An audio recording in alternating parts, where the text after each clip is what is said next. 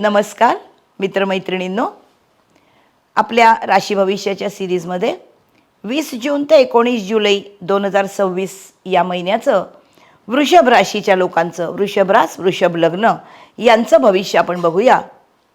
वृषभ रास तुम्ही अतिशय सावध राहून कायम कामसू असणारे, अतिशय क्रिएटिव्ह आणि आर्टिस्टिक क्रिएटिव्हिटीने काम करणारे लोक आहात. बघूया तुमच्यासाठी सगळे ग्रह या महिन्यामध्ये कशी मदत करणार आहेत. उद्योजक आणि नोकरदारांसाठी पहिलं बघूया. 20 जूनपासून स्वतःच्या कामात उद्योजक जरा जास्तच सावध राहतील, कारण वृषभ राशीमध्ये 20 जूनपासून मंगळ येतोय. मंगळ हा त्यांचा शत्रू आहे, वृषभ राशीच्या शुक्राचा. पण हे सगळं शत्रू मित्र हे राशीप्रमाणे असलं तरी ग्रहांचा स्वभाव जो आहे तो ते जिथे जसे असतात तिथे तो त्या स्वभावासकट असतात. त्याच्यामुळे वृषभेतला मंगळ अतिशय शिस्तीने काम करून घेणार आहे आणि म्हणून ही माणसं जरा जास्तच सावध राहणार आहेत. वक्री बुध धनस्थानामध्ये आलेला आहे 7 जुलैपासून दुसरा. शनीची दृष्टी मंगळावर आहे लाभस्थानामधून. तो दशमाचा कार्यकारी आहे. त्यामुळे बोलण्याच्या स्थानात आलेला बुध, बुद्धीच्या स्थानात काम करण्याच्या मेंदूच्या स्थानामध्ये आलेला कार्यकारी मंगळ आणि शनी जो दशमाचा कारक आहे त्याची दृष्टी या मंगळावर, या सगळ्यामुळे बोलण्यावर खूप ताबा ठेवून धंद्याच्या योजना आखल्या जातील, हे लक्षात ठेवा. 8 जूनपासूनच राष्ट्राधिपती जेवढं फळ देतोय पाहिजे तसं नातेवाईकांचं सहकार्य देतोय आणि हा शुक्र 8 जूनपासून तृतीयामध्ये तिसरा आलेला आहे. त्यामुळे शेजारपाजारी नातेवाईक यांच्याशी खूप सलोख्याने वागताय तुम्ही. धनेश बुध लिखापडीतून वक्री असल्यामुळे गोंधळ निर्माण करणार नाही ना. काहीतरी आपण वेगळंच लिहितोय आणि त्याचा वेगळाच अर्थ होत नाही ना, याकडे लक्ष द्यावं, ज्यांचं काम लिखापडीमधून पैसे मिळवण्याचं आहे. धंद्यामध्ये स्पर्धकांची चाल ओळखा. स्वतःचे प्रयत्न सरकार दरबारी तुमची चलती आहे, कारण रवी तृतीयामध्ये आहे 16 जुलैपासून. त्याचा फायदा घ्या. 16 जुलैपासून सरकारी कामं बिनबोभाट होतील. शनीची दृष्टी जोपर्यंत शनीची दृष्टी लग्नावर आहे तोपर्यंत अर्थातच तो तोटा नक्कीच होऊ देत नाही. धंद्यामध्ये तुमचे आडाखे बरोबर येतात. चौथा शुक्र केतूशी युती करतोय, ही मात्र वेगळी गोष्ट इथे आहे. आणि गुरुचा पंचमहापुरुष योग जो होतोय तो तुमच्या कुंडलीमध्ये, तो पंचमहापुरुष योग केंद्रात नव्हता, तो तृतीयामध्ये आहे. त्याच्यामुळे घरगुती गोष्टीमध्ये तुम्ही बिझनेस करत असाल किंवा रिअल इस्टेटमध्ये असाल किंवा वाहनांचा व्यवसाय असेल तर मार्केटचे नवे ट्रेंड समजून घ्या. क्रिएटिव्ह गोष्टी वाहनांबाबत, रिअल इस्टेटबाबत नवीन काहीतरी वेगळ्या पद्धतीने काम करावं लागेल असं हे ग्रहमान दिसतंय. तुम्ही वृषभ राशीचे आहात तर बदल स्वीकारायला तितकंसं तुम्हाला आवडत नाही, पण शुक्र तुमचा राशी स्वामी आहे आणि तोच ही गोष्ट तुमच्या अंगवळणी पाडेल, कारण तो क्रिएटिव्ह ग्रह आहे. नोकरदारांना जूनच्या दुसऱ्या आठवड्यामध्ये खूप चांगलं ग्रहमान आहे. मिथुनेच्या गुरूंनी दिलेलं प्रमोशन, तुम्हाला प्रमोशन मिळालं आहे. मिथुनेच्या गुरूमध्ये त्यांनी दिलेलं प्रमोशन तुम्हाला समाधान देईल. 4 जुलैनंतर वाहनाचा तुमचा योग आहे. 7 जुलैला दुसरा बुध मिथुनेमध्ये तुमच्या अंगच्या कलागुणातून तुम्हाला पैसे मिळवून देणार आहे, कारण दुसरा म्हणजे धनयोग करणारा. गृहिणींना हा महिना कसा आहे, 8 जूनपासून यांचे भावंडांशी खूप चांगले संबंध असणार आहेत. माहेरचे संबंध चांगले असले की बाईला खूप बरं वाटत असतं. बिशी पार्टी, शेजारच्या लोकांच्या बरोबर मौज मजा हे चालूच राहील. छोट्या ट्रिपला जाल. तृतीयामध्ये बुध गुरु शुक्र असा अधियोग होतोय 3 शुभ ग्रहांचा. हा अधियोग आहे भाग्यस्थानाशी आणि त्याच्यामुळे भाग्यवृद्धी, अतिशय उत्तम तीर्थक्षेत्री प्रवासासाठी हा खूप चांगला आहे. परदेशी प्रवासासाठी पण चांगला आहे.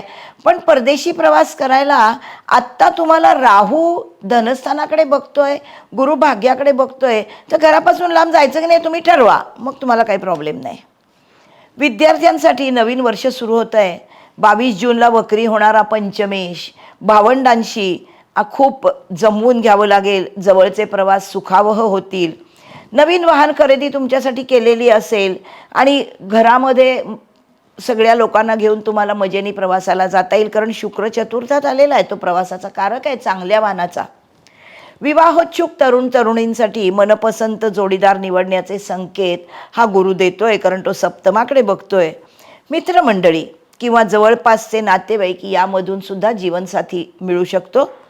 जूनच्या शेवटच्या आठवड्यात गुरुची चंद्रावर दृष्टी आहे आणि त्यामुळे तेव्हा तुम्ही आईवडिलांनी ठरवलेल्या एखाद्या मुलगा किंवा मुलगी याला बघायला जाऊ शकता.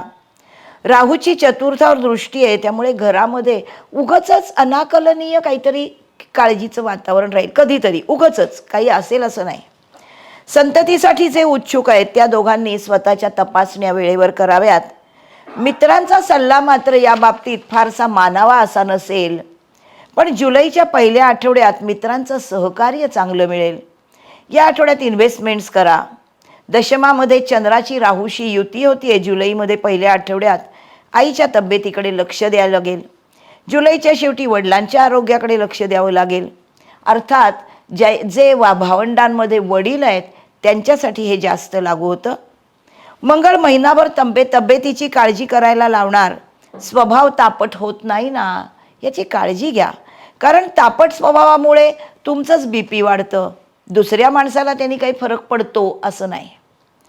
20 ते 40 वयोगटातले जे तरुण आहेत यांना नोकरीमध्ये बदलीची शक्यता आहे, कारण राहू दशमातून षष्ठाकडे आणि धनस्थानाकडे बघतोय.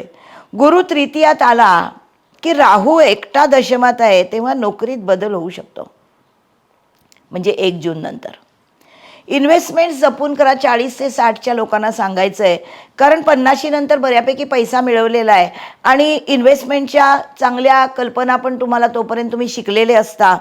शिक्षणामध्ये थोडी जे तुम्ही जर शिकत असाल अजून, कारण शिक्षणाला काही वय नाही आहे, थोडी लिमिटेशन्स येणार आहेत. नोकरीमध्ये बदली होणार आहे, कारण राहू षष्ठाकडे बघतो आणि नोकरीत बदली झालेली आहे 50-55 नंतर. तरी बदली घ्यावी का रिटायरमेंट घ्यावी? पण थांबा, नोव्हेंबरपर्यंत 6 महिने थांबा. तुम्हाला परदेशात जाण्याची संधी येऊ शकते. तुम्ही ठरवायचं आहे की आपण रिटायर होऊन आपल्या घरामध्ये आरामात राहायचं आहे का थोडासा त्रास घेऊन 6 महिन्यांनी परदेशात जाऊन वेगळ्या गोष्टी अनुभवायच्या आहेत. 60च्या पुढचे जे वृद्ध लोक आहेत यांच्यासाठी नोकरी धंद्यापेक्षा सुरक्षित जमा ठेव ही कशी ठेवावी याची चिंता असेल. गुरु तुमच्या जोडीदाराच्या तब्येतीत मात्र सुधारणा करणार आहे, त्यामुळे ती बाजू तुम्हाला सुरक्षिततेची आहे. दोघे मिळून 4 जुलैनंतर कुठेतरी फिरायला जाल, तब्येत चांगली ठेवेल. गुरु सप्तमाकडे बघणारा जोडीदाराची चांगली ठेवेल आणि तृतीयामध्ये असलेला 16 जुलैनंतरचा रवी हा तुमच्यासाठी सुद्धा भाग्याकडे बघणारा असल्यामुळे कदाचित तुमच्यापेक्षा वृद्ध किंवा तुम्हाला गुरुतुल्य असलेल्या व्यक्ती अशांना जाऊन भेट द्यावी, लांबचे प्रवास करावे किंवा तीर्थक्षेत्री जावं असं तुम्हाला वाटेल.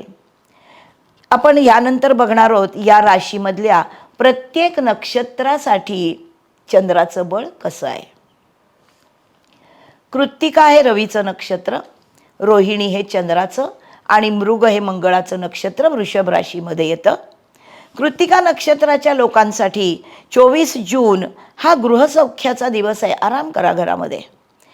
1 जुलै 10 जुलै आरोग्याचे काहीही प्रश्न असतील तर आरामात तुमचे त्यातनं निघालेले असाल, छान आरोग्य मिळेल. धनयोग आहे 2 जुलै 11 जुलै 12 जुलै आणि जरा संघर्ष करून तुम्हाला यश मिळणार आहे, पैसे मिळणार आहेत 27 जून आणि 15 जुलै. रोहिणी नक्षत्रासाठी कुठले दिवस कसे चांगले आहेत?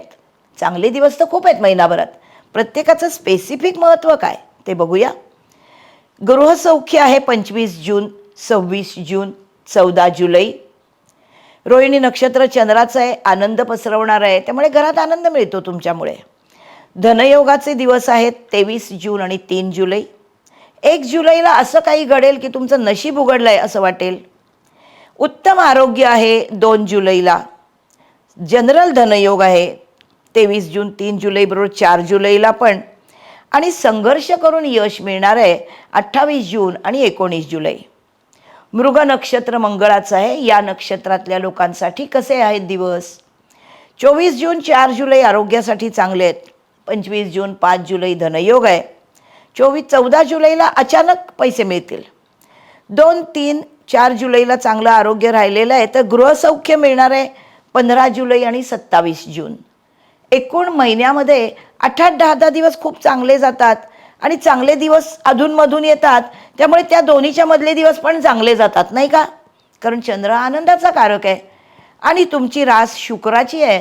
त्याच्यामुळे भावनात्मक आनंद तुम्हाला खूप महत्त्वाचा असतो. शुक्र भावनात्मक आनंदाचा कारक आहे, तुमच्या राशीचा स्वामी. कसं वाटलं तुम्हाला या महिन्याचं भविष्य? मला जरूर अभिप्राय कळवा. माझा चॅनल सबस्क्राईब करा आणि मग पुढच्या राशीकडे आपण जाऊया. तोपर्यंत बाय बाय.